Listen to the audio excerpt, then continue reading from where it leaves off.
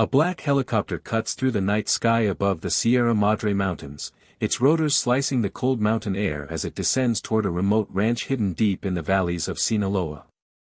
Inside sits a man who has just walked out of the most secure prison in Mexico. His name would soon become the most recognized in the global drug trade. But tonight, in January 2001, he is simply a fugitive, a man who has spent the last 8 years behind bars plotting this exact moment. His escape from Puente Grande prison would not only reshape the Mexican underworld but trigger a chain of events leading to the bloodiest decade in the country's modern history. To understand how one man's freedom ignited a war that consumed tens of thousands of lives, we must first examine the fragile alliances that held together the world's most profitable criminal enterprise. This is the story of betrayal, ambition, and the phone call that shattered everything. Let us rewind to the late 1990s, a period of transition in Mexico's criminal landscape. The death of Amado Carrillo Fuentes, the legendary Lord of the Skies, had left an enormous vacuum at the top of the hierarchy. His Juárez organization, once the most dominant force in Mexican trafficking, was struggling to maintain its supremacy under the leadership of his brother Vicente. The Colombian suppliers who had once dealt exclusively with Amado were now looking for new partners, men who could guarantee the same volume and reliability. This created an unprecedented opportunity for the Sinaloa Federation, a loose alliance of several powerful families operating from the mountainous western coast of Mexico. Among these families, none were more important to El Chapo's empire than the Beltrán Leyva brothers. While El Chapo sat in prison, it was Arturo Beltrán Leyva, known as El Barbas for his distinctive beard, who kept the machinery running. Alongside El Chapo's brother El Pollo, Barbas managed the day-to-day logistics, negotiated with Colombian suppliers, coordinated shipments across the Pacific, and most critically, maintained the network of corrupt officials that kept the organization untouchable. Barbas was not merely a lieutenant following orders. He was a kingpin in his own right, commanding respect through a combination of business acumen and calculated violence. His brothers, Héctor, Alfredo, and Carlos, each controlled different aspects of the operation. Héctor managed financial operations and money laundering through a vast network of shell companies, real estate investments, and front businesses stretching from Acapulco to Mexico City. Alfredo oversaw transportation logistics, coordinating the movement of product from remote mountain laboratories to border crossing points. Carlos handled local operations in their home state of Sinaloa, maintaining territorial control and managing relationships with local authorities. Together, the Beltrán Leyva brothers represented perhaps the most sophisticated management structure in Mexican organized crime. Their system operated like a multinational corporation, with clear divisions of responsibility, chains of command, and accountability measures. Every kilogram of product was tracked from the moment it left Colombia until it reached American distributors. Every dollar was accounted for through meticulous bookkeeping that would have impressed legitimate auditors. During El Chapo's incarceration, Barbas invested heavily in expanding their influence within Mexican government institutions. He understood something that many of his contemporaries failed to grasp. In this business, your most valuable assets are not guns or soldiers but the people sitting behind government desks. Through a systematic campaign of bribery and intimidation, Barbas built relationships with officials at every level of the Mexican government. Local police commanders received monthly payments to look the other way. State prosecutors were given luxury vehicles and vacation homes in exchange for dropping investigations. Federal agents provided advance warning of operations and raids. Even military officers were on the payroll, diverting troops away from smuggling corridors at critical moments. The cost of this corruption network was staggering, running into tens of millions of dollars annually, but the return on investment was extraordinary. For every dollar spent on bribes, the organization earned hundreds in drug profits. The system was so effective that during this period, seizures of Sinaloa product dropped to historically low levels, not because less product was moving, but because every potential interception point had been neutralized. Meanwhile, inside Puente Grande prison, El Chapo was far from idle. His cell had been transformed into a command center disguised as a comfortable living space. He had access to cellular phones, received regular visits from associates and even romantic partners, and conducted business meetings in private rooms arranged by cooperative prison officials. The warden himself was reportedly on El Chapo's payroll, receiving substantial monthly payments to ensure the kingpin's comfort and security. El Chapo used this time to plan not only his escape but his return to power. He studied the changing dynamics of the drug trade, analyzing how routes had shifted, which competitors had grown stronger, and where new opportunities existed. He maintained regular communication with Barbas, El Mayo Zambada, and other key allies, ensuring that when the moment came, he would step back into a leadership position seamlessly. El Mayo Zambada deserves particular attention in this narrative because his role would prove decisive in the events that followed. Mayo was the elder statesman of the Sinaloa Federation, a man who had been in the business for decades and had never spent a single day in prison. His survival was a testament to his extraordinary caution and strategic brilliance. Unlike the flashier members of the organization, Mayo avoided ostentation. He lived modestly by narco standards, rarely appeared in public, and maintained a network of safe houses and escape routes that would make any intelligence agency envious. His operational philosophy was simple. Stay quiet, stay moving, and never trust anyone completely. Mayo's relationship with El Chapo was complex. They were allies and business partners, but each maintained his own independent network within the broader federation.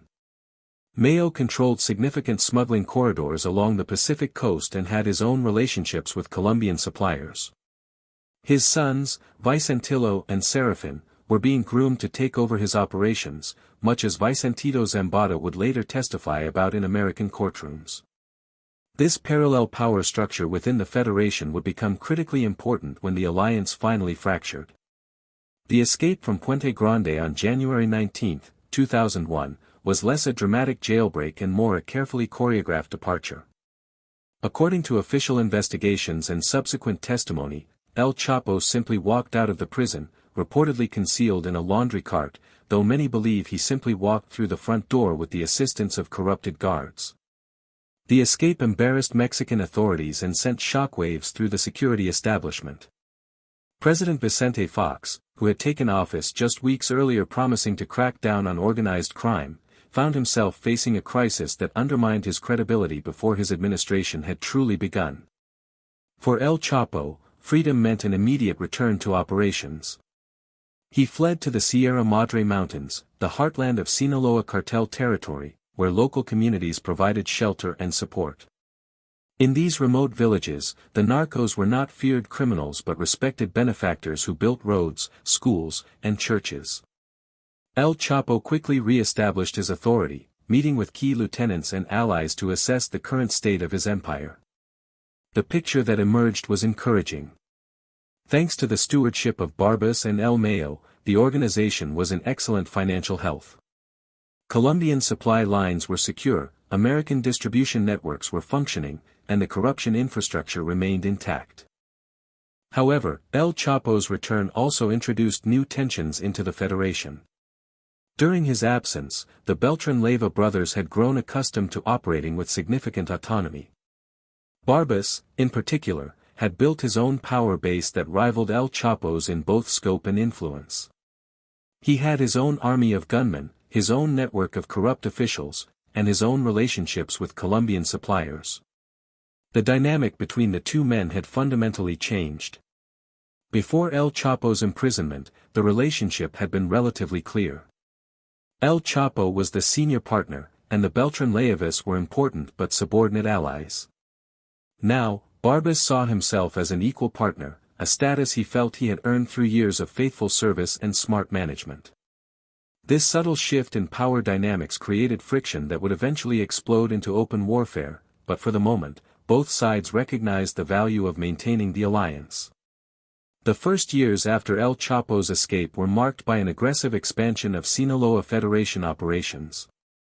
With the Juárez Cartel weakened and the Tijuana organization under increasing pressure from both law enforcement and internal conflicts, the Sinaloa group moved to fill the vacuum. They pushed into new territories, established new smuggling routes, and dramatically increased the volume of product flowing north. One of their most innovative strategies involved the construction of sophisticated cross-border tunnels. These engineering marvels stretched hundreds of meters, from buildings on the Mexican side to warehouses on the American side. Equipped with lighting, ventilation systems, and even rail systems for moving heavy loads, these tunnels represented a quantum leap in smuggling technology. Some were so elaborate that they included hydraulic lifts and reinforced concrete walls. The tunnels allowed the organization to move enormous quantities of product with minimal risk, bypassing the heavily monitored surface crossing points entirely. Each tunnel cost millions of dollars to construct, but a single successful shipment could generate returns many times that investment. Simultaneously, the Federation expanded its product portfolio beyond the traditional focus on cocaine. El Chapo recognized early the enormous potential of methamphetamine, a synthetic drug that could be manufactured locally rather than imported from South America. This represented a fundamental strategic advantage. Instead of relying on Colombian suppliers and complex international logistics, the organization could produce crystal methamphetamine in laboratories hidden throughout the Sierra Madre. The raw materials, primarily ephedrine and pseudoephedrine, were imported from Asia through legitimate pharmaceutical channels, then diverted to clandestine labs. The profit margins on methamphetamine were extraordinary, often exceeding those of cocaine by a factor of 3 or 4. A kilogram of crystal that cost a few $100s to produce could sell for thousands on American streets. Ignacio Coronel Villarreal, known as Nacho Coronel, became the primary architect of this methamphetamine empire. Operating from Guadalajara, he established a production and distribution network that flooded the American market with high-purity crystal. His operations were so successful that he earned the title King of Crystal, a designation that reflected both his market dominance and the quality of his product. Nacho's methamphetamine labs were constantly relocated to avoid detection, with new facilities being constructed even as old ones were dismantled. This mobile production strategy made it nearly impossible for law enforcement to shut down production, as destroying one lab meant little when 3 new ones were already operational. While the Sinaloa Federation prospered, dramatic events were unfolding in Tijuana that would further reshape the competitive landscape. The Arellano Félix brothers, who had dominated the Tijuana corridor for over a decade, were finally facing the consequences of their high-profile lifestyle and brutal methods. Ramon Arellano Félix, the organization's feared enforcer, was eliminated in February 2002 during a confrontation in Mazatlan. His death removed one of the most violent and unpredictable figures in the Mexican underworld. Just weeks later, his brother Benjamin, the strategic mind of the Tijuana Cartel, was arrested by Mexican authorities in a carefully planned operation. The simultaneous loss of both key leaders sent the Tijuana organization into a tailspin from which it would never fully recover. Remaining family members attempted to maintain control, but internal power struggles and continued law enforcement pressure steadily eroded their capabilities. The weakening of the Tijuana cartel was a significant strategic victory for the Sinaloa Federation, which quickly moved to take control of valuable smuggling routes along the California border. Former Tijuana operatives were recruited or coerced into switching allegiances, bringing with them valuable knowledge of local logistics and cross-border infrastructure. By the mid-2000s, the Sinaloa Federation appeared invincible. It controlled smuggling corridors stretching from the Pacific coast to the Texas border, maintained robust supply chains from South America, and had diversified into methamphetamine production that reduced dependence on foreign suppliers. Its corruption network reached into the highest levels of Mexican government, providing protection that seemed impenetrable. El Chapo had become the most wanted man in Mexico, yet he moved freely through his territories, attending parties, conducting meetings, and even visiting major cities. His ability to evade capture despite massive government resources dedicated to finding him fueled his legend and demoralized the authorities pursuing him. Yet beneath this surface of invincibility, the seeds of destruction were already germinating. The fundamental tension between El Chapo and Barbas had never been resolved, only suppressed by mutual self-interest. As long as both men were profiting equally from the alliance, cooperation was the rational choice. But the balance of this arrangement depended on trust, and trust in the underworld is the most perishable commodity of all. The catalyst for the eventual rupture came from an unexpected source, the arrest of Alfredo Beltrán Leyva, known as El Machomo, in January 2008.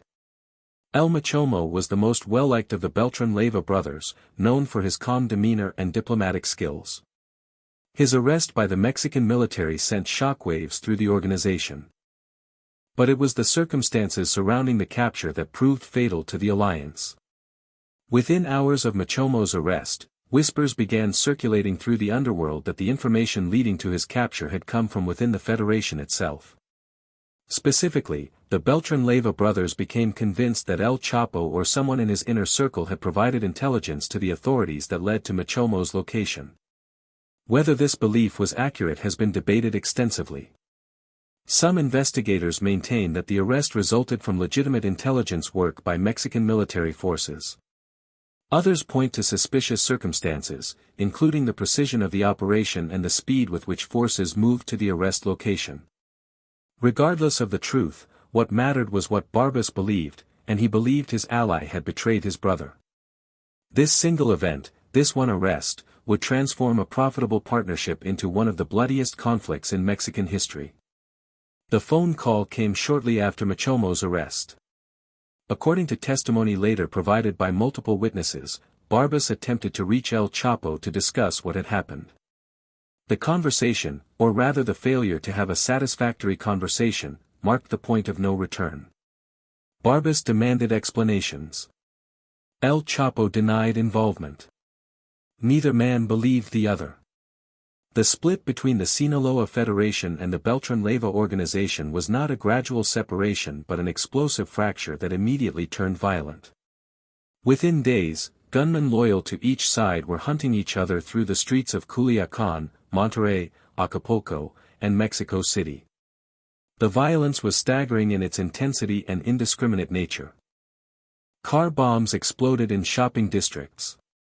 Bodies were hung from highway overpasses bearing threatening messages. Entire families were massacred in retaliation for perceived slights. The Beltrán Leyva brothers, now operating independently, formed new alliances with former enemies of the Sinaloa Federation.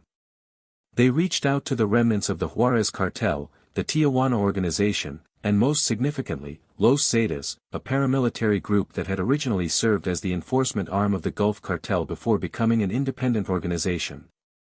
Los Zetas were unlike any previous criminal organization in Mexico. Founded by former members of elite Mexican military special forces, they brought professional military training, discipline, and tactics to the drug trade. Their capabilities in surveillance, counterintelligence, and direct combat far exceeded those of traditional cartel gunmen. The alliance between Barbas and Los Zetas created a formidable force that directly challenged Sinaloa's dominance. Sergio, El Grande, the former police officer who had been recruited at that desert checkpoint years earlier, found himself at the center of this storm. After Amado's death, he had transitioned into the Beltrán Leyva organization, where his law enforcement experience and imposing physical presence made him an invaluable asset. Standing over 6.5 feet tall and weighing at least 240 pounds, El Grande had evolved from a corrupt checkpoint officer into one of the most important operational commanders in the Beltrán Leyva structure. His responsibilities included coordinating security operations, managing relationships with corrupt officials, and overseeing the logistics of drug shipments through territories controlled by the organization. His police training gave him unique insights into how law enforcement operations worked, allowing him to anticipate and counter government efforts to disrupt their activities. When the split with Sinaloa occurred, El Grande was among those who remained loyal to Barbas. His knowledge of operational security and his network of contacts within law enforcement made him essential to the Beltrán Leyva war effort. He coordinated intelligence gathering operations against Sinaloa targets, managed the security apparatus that protected Barbas and other leaders, and served as a crucial intermediary between the organization and its allies. Years later, in a United States federal courtroom, El Grande would provide detailed testimony about this period, offering unprecedented insights into how the conflict unfolded from the inside. When you worked for Arturo Beltrán Leyva, what were your primary responsibilities? I was responsible for his security, for coordinating with people in the government who provided us with information, and for managing operations in certain areas. He trusted me because I had experience from my time in the federal police and from working with the Juárez organization. Did Arturo Beltrán Leyva discuss his reasons for splitting from Chapo Guzmán? Yes, many times. He was convinced that Chapo had given up his brother Machomo to the authorities. He said that Chapo wanted to take control of everything and was using the government to eliminate his partners one by one. He believed that if he did not act, his entire family would be destroyed. What was the atmosphere like within the organization after the split? It was war. Everyone had to choose a side.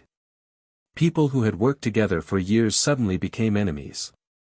There was no trust anymore. Arturo became more aggressive, more paranoid. He knew that both the government and Chapo were hunting him. The Mexican government's response to the escalating violence came in the form of a massive military deployment ordered by President Felipe Calderón, who had taken office in December 2006. Calderón, facing questions about the legitimacy of his narrow electoral victory, made the war on drugs the centerpiece of his administration. He deployed tens of thousands of soldiers to drug trafficking hotspots across the country, initiating what became known as the Mexican Drug War. This military approach fundamentally changed the dynamics of the conflict. Rather than weakening the cartels as intended, the government's intervention often exacerbated the violence. When a cartel leader was arrested or eliminated, the resulting power vacuum triggered internal struggles that produced even more bloodshed. The strategy of targeting leadership, known as the kingpin strategy, was borrowed from American counternarcotics doctrine and adapted for Mexican conditions. In theory, removing the leaders would cause organizations to fragment and weaken. In practice, it often created multiple smaller, more violent groups competing for territory and market share. The application of this strategy to the Beltrán Leyva organization would prove to be a textbook example of its unintended consequences. Barbas, increasingly cornered by both government forces and Sinaloa operatives, retreated to Cuernavaca, a city south of Mexico City known for its pleasant climate and wealthy residential neighborhoods. He established himself in a luxury apartment complex, surrounding himself with a small but heavily armed security detail. Despite the mounting pressure, Barbas continued to manage his operations, coordinate with allies, and plan strikes against his enemies. He spent lavishly, hosting elaborate parties and maintaining a lifestyle that seemed almost deliberately provocative given the intensity of the manhunt focused on him. His operational security, however, was deteriorating. The same corruption network that had once protected him was now being used against him, as former allies provided information to the authorities in exchange for protection or reduced sentences. The end came on December 16, 2009, in a violent confrontation that lasted several hours. Mexican Naval Special Forces, acting on intelligence reportedly provided by American agencies, surrounded the apartment complex where Barbas was hiding.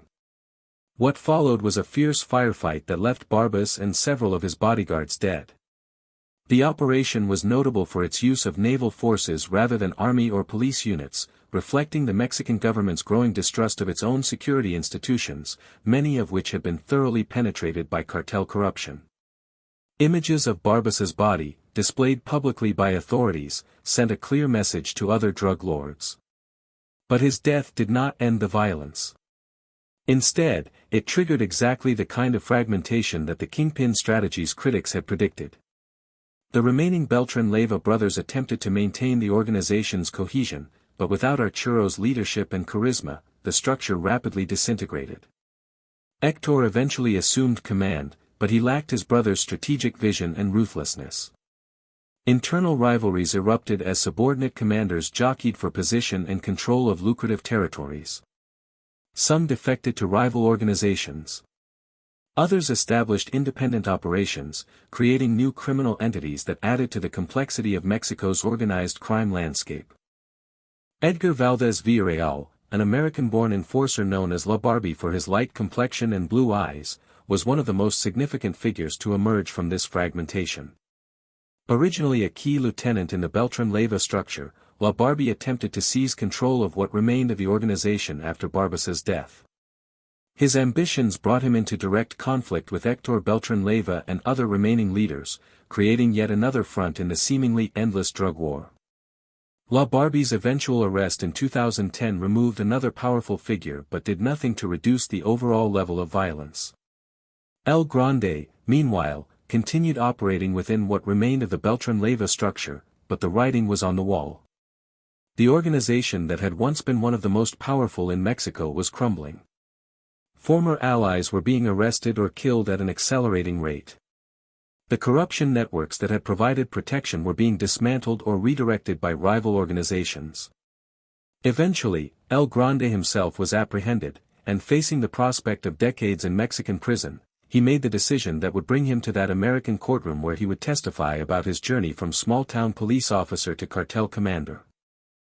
His testimony, combined with that of other cooperating witnesses including Vicentillo Zambada, El Mayo's own son, would provide American prosecutors with an unprecedented window into the inner workings of the Mexican drug trade. These testimonies revealed not just the mechanics of smuggling and distribution, but the intimate relationships between criminal organizations and government institutions that made the entire system possible. The story of El Grande illustrates a pattern that repeats throughout the history of Mexican organized crime. Young men with limited economic opportunities are confronted with a choice that is really no choice at all. When armed men representing an organization more powerful than any government institution appear and offer you a role in their enterprise, refusal is not a realistic option. The modest salaries of local police officers, often just a few $100s per month, cannot compete with the thousands offered by cartel bosses. The decision to accept is not one of greed but of survival. Once inside the system, advancement follows naturally for those who demonstrate competence and loyalty. El Grande's trajectory from checkpoint officer to senior cartel commander was not unusual. The organizations actively recruited from law enforcement precisely because these men brought valuable skills, training, and institutional knowledge. The aftermath of the Sinaloa-Beltrán Leyva split reshaped the Mexican criminal landscape in ways that continue to reverberate today. The Sinaloa Federation, despite losing a significant portion of its operational infrastructure, ultimately emerged as the dominant organization. El Chapo's capture in 2014, his dramatic tunnel escape in 2015, and his final arrest in 2016 followed by extradition to the United States in 2017, generated global headlines and cemented his status as the most famous drug lord since Pablo Escobar. His trial in New York became a spectacle that revealed in extraordinary detail the scope of his operations, the depth of government corruption in Mexico, and the human cost of the drug trade. Testimony from cooperating witnesses, including men who had worked alongside El Chapo for decades, painted a picture of an organization that generated billions of dollars in revenue while causing immeasurable suffering on both sides of the border. Yet even with El Chapo behind bars in a maximum security American prison, the Sinaloa organization continued operating under El Mayo's steady hand. The elder statesman of the Mexican underworld maintained his remarkable record of never being captured, continuing to manage operations from the mountains of Sinaloa well into his 70s. His eventual apprehension in 2024, when he was lured to American territory under circumstances that remain disputed, marked the end of an era that had begun decades earlier in those same mountains. The arrest of El Mayo removed the last of the original generation of Sinaloa leaders, men who had built their empires in the age of Colombian cocaine and had adapted to every shift in the market, every government offensive, and every internal betrayal. The lesson of this history is not a simple narrative of good versus evil. It is the story of systems, of economic forces that create demand for prohibited substances, of political corruption that enables criminal enterprises, and of social conditions that provide an endless supply of young men willing to risk everything for a chance at wealth and power. The Sinaloa Federation, the Beltrán Leyva organization, the Juárez Cartel, the Tijuana Group, and all their successors are not aberrations in an otherwise functional system. They are products of that system, growing in the spaces created by prohibition, poverty, and institutional failure. Every leader who falls is replaced.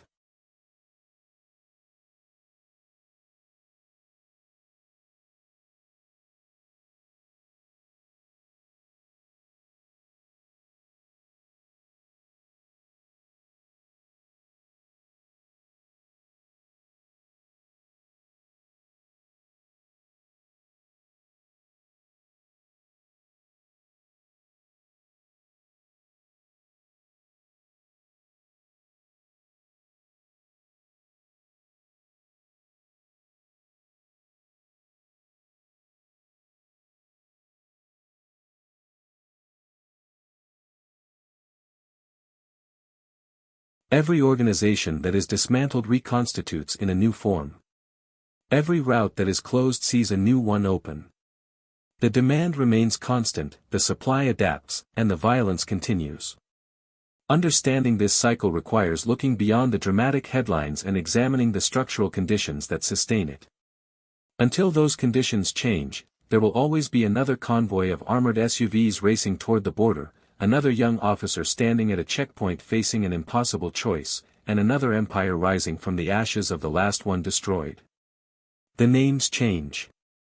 The story remains the same.